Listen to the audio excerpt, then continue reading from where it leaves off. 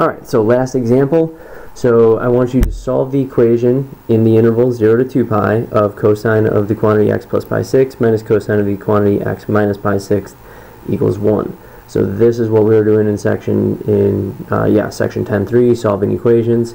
A hint, anytime you see a sum or a difference as an angle, use the sum and difference formulas. Unless it's a cofunction identity, use the sum and difference formulas.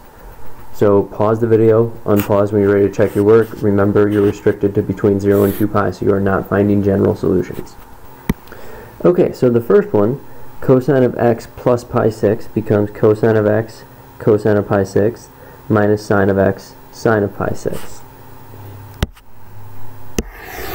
So this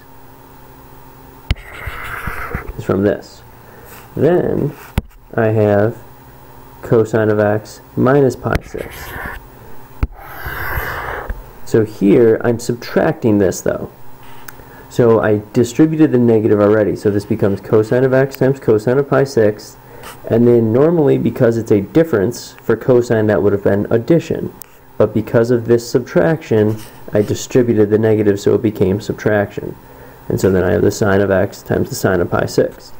So I have a negative cosine of x cosine of pi 6 and a positive cosine of x cosine of pi 6. Those cancel each other out. And then I have 2 negative sine of x sine of pi 6. So I end up with negative 2 sine of x sine of pi 6. The sine of pi 6 is 1/2. So the 2 and the 1/2 reduce.